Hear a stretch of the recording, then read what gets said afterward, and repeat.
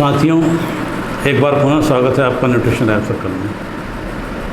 आज एक बहुत ही ऐसा विषय है जिससे बहुत सारे लोग जूझ रहे हैं और पहचान नहीं पाते हैं कि उनके शरीर में क्या हो रहा है। तो बात करते हैं आज इंसुलिन रेजिस्टेंट की कंडीशन की, कि हमारी बॉडी इंसुलिन रेजिस्टेंट कैसे होती है और उसको कैसे बचाया जाए, उससे कैसे निकला जाए। तो पहचान उसकी कैसे करेंगे? सबसे पहले आइडेंटिफिकेशन क्या है। यदि आप मोटे हैं, आपको थकान लग रही है और आप दिन भर कुछ न कुछ खाते रहते हैं, समझ जाइए your body is insulin resistant. ये क्लियर कट सिग्नल है, क्लियर कट इंडिकेशंस हैं, क्लियर कट पहचान है कि बॉडी इंसुलिन रेजिस्टेंट है। अब बात करते हैं कि इंसुलिन रेजिस्टेंट होता क्या है। हमारे शरीर में एक ऐसा अंग है जो हमारे पूरे शरीर को ऊर्जा प्रदान करने में महत्वपूर्ण योगदान देता है, और वो है पैनक्रियास। पैनक्रियास में बीटा सेल होते हैं और बीटा सेल की मदद से पैनक्रियास इंसुलिन का सिक्रेशन करता है, जो हमारी बॉडी का महत्वपूर्ण ऑर्गन है। इंसुलिन हम क्या करता है? इंसुलिन ब्लड के माध्यम से हमारे बॉडी के सेल्स तक पहुंचता है।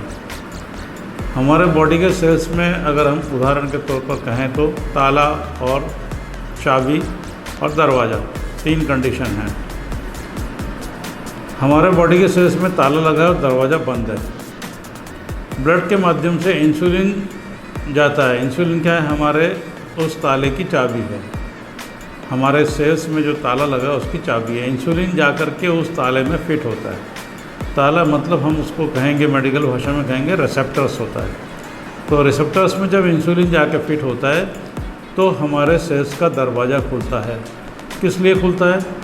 जब हम खाना खाते हैं तो जो कार्बोहाइड्रेट हमारा होता है, जैसे दाल रोटी खा रहे हैं हम, तो उससे जो कार्बोहाइड्रेट से हमारे शरीर में कन्वर्जन हो करके और ग्लूकोज बनता है, वो ग्लूकोज ब्लड के माध्यम से हमारे सेल्स तक पहुंचता है। और सेल्स का ताला, अगर ताला में चाबी लग गई है, इंसुलिन ने रिसेप्टर में एक्सेप्ट कर लिया रिसेप्टर ने इंसुलिन को, तो ताला खुलेगा और ग्लूकोज अंदर जाएगा, और ग्लूकोज सेल्स के अंदर जाने के बाद वहाँ पर उसका कंबंशन होता है और फिर हमारे शरीर को एनर्जी मिलती है। तो हो क्या रहा है? मैंने 3 लक्षण आपको बताए। यदि आप मोटे हैं तो आपके शरीर में फैट है। फैट का मतलब होता है एडिपोस टिश्यूज़। ये एडिपोस टिश्यूज़ 2 प्रकार के हमारे पास लिपोप्रोटीन होते हैं, कोलेस्ट्रॉल होता है। तो सेल्स के आसपास भी एक लिपोप्रोटीन की परत जम जाती है। यदि आप मोटे हैं, आपका फैट अधिक है, तो वहाँ कोलेस्ट्रॉल अगर एलडीएल जमा हुआ है सेल्स के आसपास ज़्यादा, तो आपका इंसुलिन वहाँ पर नहीं पहुँच रहा रिसेप्टर तक। यानी कि आप इंसुलिन मतलब चाबी और रिसेप्टर यानी कि ताला, चाबी ताले में फिट नहीं हो पा रही, जा नहीं रही है। और जब चाबी ताले में फिट नहीं होगी तो क्या होगा? दरवाज़ा नहीं खुलेगा सेल का, और दरवाज़ा नहीं खुलेगा तो ग्लूकोज अंदर नहीं जाएगा, और ग्लूकोज अंदर नहीं जाएगा तो आपके शरीर को ऊर्जा नहीं मिलेगी। इस प्रकार से आपके शरीर में ग्लूकोज ब्लड में बना रहेगा तो आप क्या कह जाएंगे? आपके बॉडी में शुगर बढ़ जाएगी और आप डायबिटिक पेशेंट कहलाएंगे। और इंसुलिन का उपयोग भी नहीं हो रहा है। तो कुल मिलाकर के ये है कि इंसुलिन रेजिस्टेंट की कंडीशन कैसे होती है? यदि आप मोटे हैं तो आपके शरीर में फैट है, और फैट जो है सेल्स के आसपास कवर बन जाता है, और वो कवर जो है वो इंसुलिन को रिसेप्टर तक पहुंचने नहीं देता है। और जब इंसुलिन रिसेप्टर तक नहीं पहुंचेगा, यानी कि चाबी ताले में नहीं लगेगी, तो दरवाज़ा नहीं खुलेगा, तो ग्लूकोज का उपयोग नहीं होगा और आपको एनर्जी नहीं मिलेगी, तो आप थके थके अनुभव होंगे। तो पहली बात मैंने आपको बता दी, यदि आप मोटे हैं मतलब आपके शरीर में फैट है और आप इंसुलिन को वहाँ जाने नहीं दे रहे हैं। दूसरा, ग्लूकोज इंटर नहीं कर रहा है सेल्स में, तो इसका मतलब ये है कि आपको एनर्जी नहीं मिल रही, तो आप दिन भर थके थके महसूस करेंगे। और तीसरी कंडीशन हमने बताई कि यदि आप दिन भर खाते रहते हैं, क्योंकि जब इंसुलिन पहुंचता नहीं है, ग्लूकोज इंटर नहीं होता है, तो बॉडी के सेल्स बार बार डिमांड करते हैं कि भाई प्रिपेयर द इंसुलिन, और बार बार हमारा माइंड फिर जो है वो खाने की इच्छा करता है। हम बार बार अगर खा रहे हैं तो क्या होगा? खाने से बार बार खाने से हमारे शरीर में इंसुलिन का लेवल पूरा through the whole day higher रहेगा। और हमारे शरीर, मानव शरीर का ये स्वभाव है कि जिस चीज़ की भी अधिकता होती है वो उसका विरोध करता है। यदि आपके शरीर में दिन भर इंसुलिन का लेवल हायर रहने से, उच्च रहने से आपकी बॉडी उसको नकार देगी, यानी कि उसका विरोध करेगी, और विरोध करेगी तो फिर आपकी बॉडी के सेल्स उसका एक्सेप्ट भी नहीं करेंगे। तो ऐसी स्थिति में आपकी बॉडी इंसुलिन रेजिस्टेंट कहलाएगी।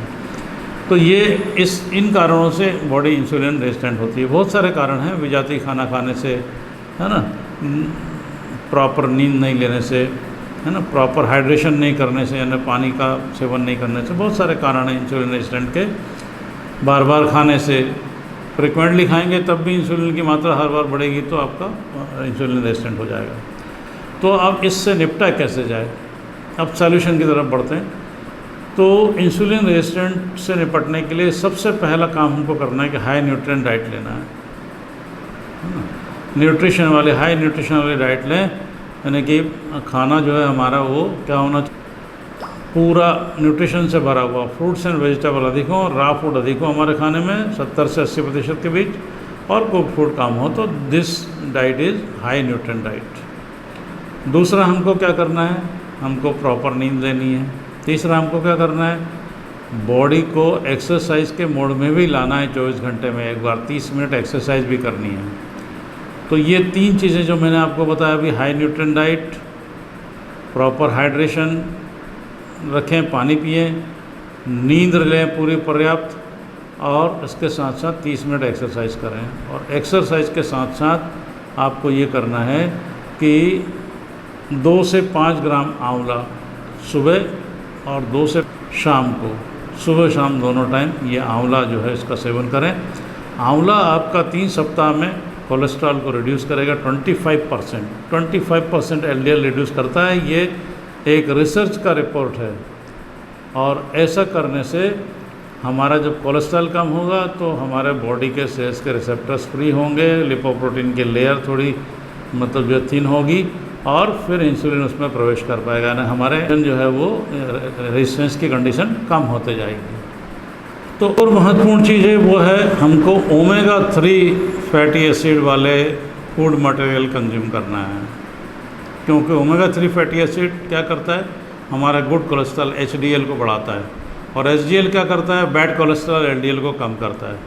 तो ओमेगा 3 फैटी एसिड के सेवन करने से एलडीएल कम होगा, तो फिर हमारा जो सेल्स हैं, सेल्स के अपर लेयर जो होती है, जिसको हम लिपोप्रोटीन की लेयर कहते हैं, जो सेल है उसकी सुरक्षा के लिए बना होता है, वो जब पतला होगा, वो थिन होगा, वहाँ का कोलेस्ट्रॉल हटेगा तो इंसुलिन उसमें इंटर कर पाएगा और चाबी ताले में लग पाएगी, रिसेप्टर्स में इंसुलिन फिट होगा, और तब जा कर के हमारा सेल का दरवाज़ा खुलेगा और ग्लूकोज इंटर होकर के हमको एनर्जी मिलेगी, और हमारे ब्लड से ग्लूकोज का उपयोग होना शुरू होगा, और ब्लड में भी ग्लूकोज कम होने लगेगा। इस प्रकार से इंसुलिन रेजिस्टेंट की कंडीशन को हटाने के लिए ये 4-5 चीज़ें जो हमने बताई है, इसका आपको पालन करना है। यदि आप ऐसा करते हैं तो यदि आप इंसुलिन रेजिस्टेंट हैं तो आपकी वो कंडीशन रिवर्स हो जाएगी और आप डायबिटीज़ की तरफ नहीं जाएंगे। और आप डायबिटिक पेशेंट हैं तब भी इस प्रकार की ये आदतें अडॉप्ट करते हैं तो आपकी डायबिटिक भी रिवर्स होने लगेगी। तो आज के लिए इतना ही कि what is insulin resistant, how it can be reverse, और क्या क्या मेजर्स हमको करना चाहिए, ये आप जानें और अपने जीवन में उतारें और इसका उपयोग करके और अपने स्वास्थ्य को ठीक करें। अगले एपिसोड में फिर मिलते हैं किसी एक नई और अच्छी जानकारी के साथ, जिससे कि आप अपना स्वास्थ्य उत्तरोत्तर अच्छा कर सकें। Thank you very much.